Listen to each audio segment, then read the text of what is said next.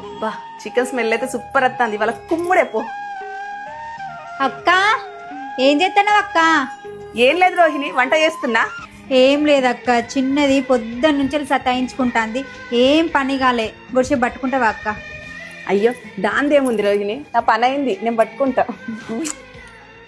నువ్వు ఇంటి దగ్గర ఉన్న ఒకటి నాకు సరిపోయిందక్క, లేకపోతే నాకు ఎంత గోసయ్యేదో.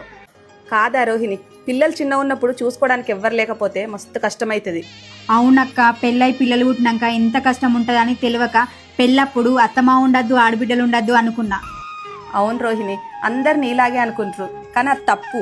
ఇంట్లో అత్తమామలు ఉంటేనే పిల్లలకు ప్రేమలు ఆప్యాయతలు తెలుస్తాయి, మళ్ళీ మనకు పని తెలియదు. నువ్వు చెప్పింది నిజమే అక్క, కానీ ఎప్పటికి చిన్నదాన్ని ఇచ్చి మిమ్మల్ని ఇబ్బంది పెడుతున్నా కావచ్చు అక్క. ఇబ్బందా? ఈ చిన్న బంగారం ఎప్పుడొస్తా అని మేము ఎదురేసుకుంటుంటాం పిన్ని. ఇబ్బంది ఏం లేదు రోహిణి, నువ్వై మంచిగా పని చేసుకో, వీళ్ళు ఎంతసేపు అయినా ఆడిపిస్తారు. చూస్తానవా అమ్ముకో, నువ్వు వచ్చి ఇబ్బందారా? అయ్యో ఎట్లా చూస్తాను, ఇంత అల్లరి చేయకుండా ఉంటుంది, పిన్నేమో పని చేసుకొని ఇస్తలేదంటాంది. అబద్ధాలు కదా మమ్మీ చెప్పేటి అన్ని. అయ్యో నవ్వుతాను చూడు.